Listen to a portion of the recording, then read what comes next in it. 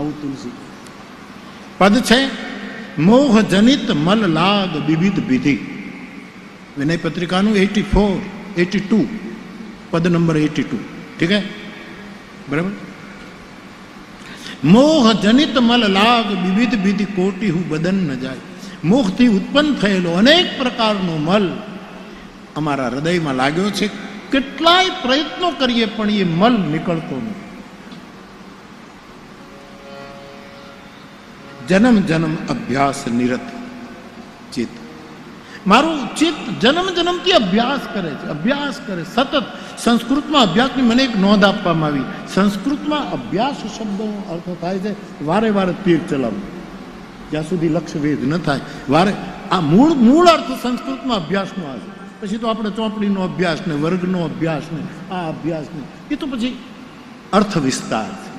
બાકી સંસ્કૃતનો મૂળ જે વાત છે તે અભ્યાસ જ્યાં હોય ત્યાં વારે વારે આમ તીર ફેંકવા અને લક્ષ્ય ન વિંધાય ત્યાં સુધી એ અભ્યાસ કરે.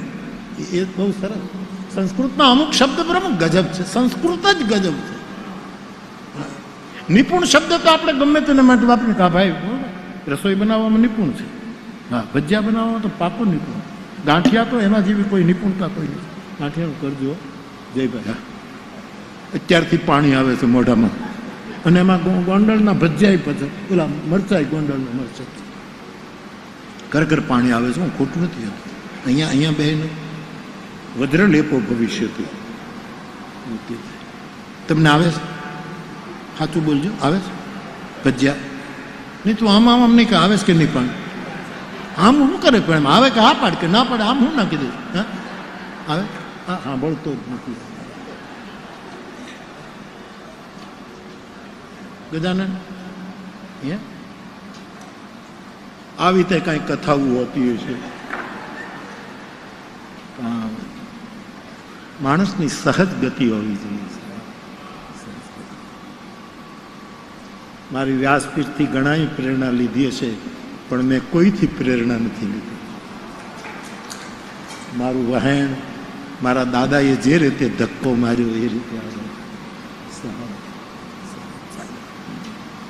જે સમયે સાહસનો અર્થ સંસ્કૃતમાં નિપુણ. પેલા નિપુણ કહ્યું. નિપુણનો અર્થ આપણે કહીએ ને ભાઈ બહુ નિપુણ છે, બોલવામાં નિપુણ છે, આમ છે, રસોઈ કરવામાં નિપુણ છે. પણ નિપુણનો અર્થ છે એને જ નિપુણ કહેવાય સંસ્કૃતમાં, જેને બહુ પુણ્ય કરી આવો. પુણ્યવાન હોય એ જ નિપુણ.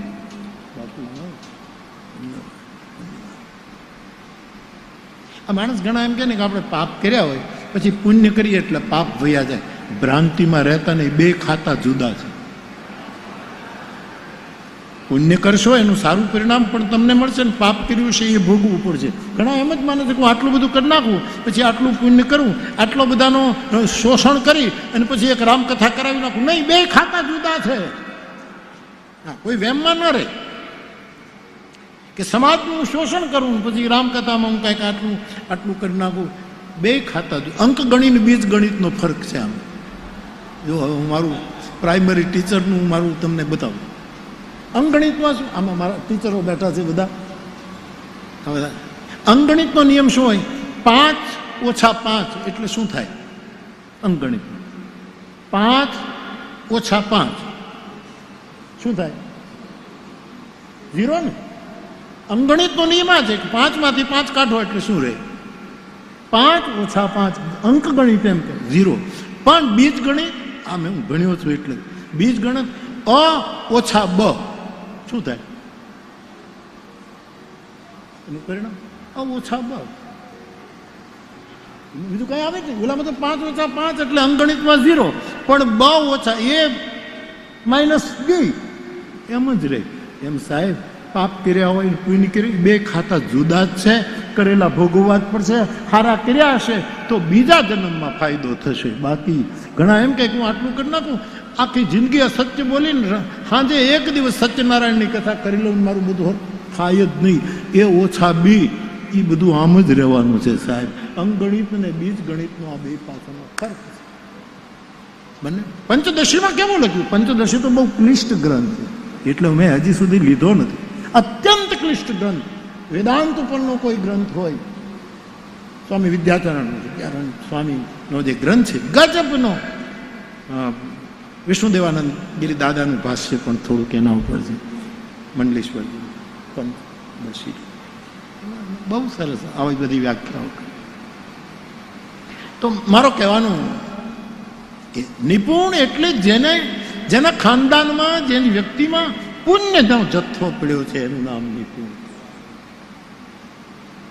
પ્રવીણ શબ્દ જેને વીણા વગાડતા આવડતી હોય એને જ પ્રવીણ કહે.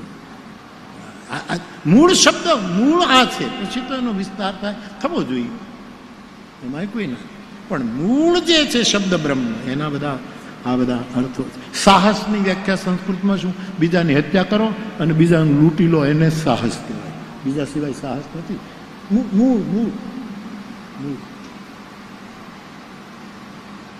કોઈ પણ માણસ હત્યા કરી નાખે એને સાહસ કર્યું છે,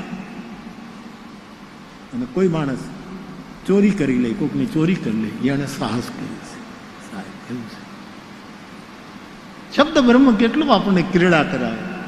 એટલે મેં તમારી પાસે કાલે બ્રહ્મ મૂક્યા કે એક શબ્દ બ્રહ્મ, બીજો અક્ષર બ્રહ્મ, ત્રીજો વાક્ય બ્રહ્મ, બ્રહ્મ વાક્ય, ચોથું બ્રહ્મ પદ, પદ બ્રહ્મ, અને પાંચમો પરમ બ્રહ્મ. આ પાંચમાં શબ્દના ઉપાસકો ક્રીડા કરીને મોજ કરતા હોય. હું કાલે કીધું તો એમ 24 કલાકનો એક જ કાર્યક્રમ રાખજો, આખા સાંભળીને પ્રસન્ન રહેવું, ગમે તે થઈ જાય. 24 કલાકનો એક જ કાર્યક્રમ, આનંદમાં રહેવું, અનુભવીને એટલું આનંદમાં રહેવું, સમરવા શ્રી હરિને કોઈને કાંઈ ન કહેવું. અને તખતદાન યાદ આવે,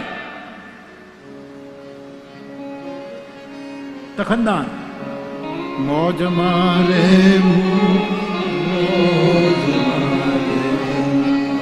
અને મોજ મારે, પણ અગમ યગોચર અલખ ધણી, અગમ અગોચર અલખ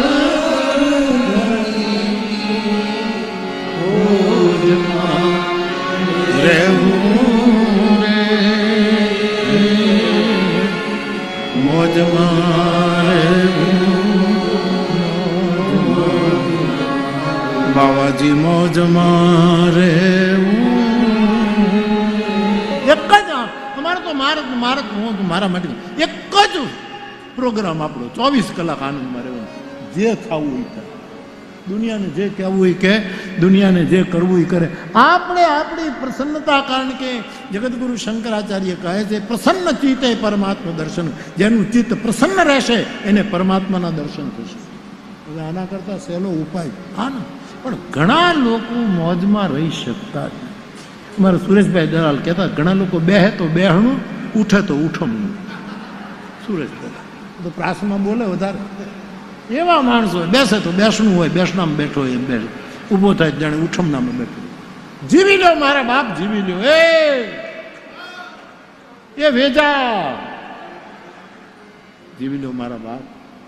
આ જીવવાનું આ સમય નથી, અવસર આવ્યો છે. અવસર આવ્યો. લોહ લંગરી બાપુએ અવસર મને ને તમને આપ્યું છે, અમે જીવી દઈએ. એક જ સૂત્ર, આનંદમાં રહેવું, જે થવું એ થાય. બીજાની ટીકા ટિપ્પણીથી આપણો આનંદ ન ગુમાવાય, આપણે મોજમાં જ રહેવાય. સૌને છે ને, તમે જુઓ સાહેબ, માણસ જાણે ને, એક વખત જાણે તો ભૂલ ન કરે, પણ જાણ્યા વગર જે ભૂલ કરે ને એને માફી જ અપાય, એને માફી જ અપાય. આજ પણ આપણે ક્યાં ઓલા ટાપુ ઉપર ક્યાં કથા કરવા ગયા હતા? લક્ષદ્વીપ. લક્ષદ્વીપ ને ત્યાં ગયા હતા. એનાથી પછી જે બીજા ટાપુ છે મેં જાણ્યું ત્યાંથી, ત્યાં એવા આદિવાસી કોઈ માણસને ત્યાં પ્રવેશ જ કરવા દેતા નહીં. એકાદ કોઈ બ્રિટિશ કોઈ વિદેશી પત્રકાર ગયો તો મારી નાખ્યો. નથી ભારત સરકાર મંજૂરી આપતી, નહીં જાય તો એ લોકો મારી નાખે. એ લોકોને એક પત્રકાર ગયો સાહસ કરીને, સાહસનો અર્થ સંસ્કૃતમાં જુદો છે પણ ગયો, અને એ કંઈક પોતાના દેશને માહિતી આપતું હતું, અને એના ફોન આમ લગાવી. એટલે પેલા તદ્દન મૂળ આદિવાસી કોમ, એ લોકોને બહુ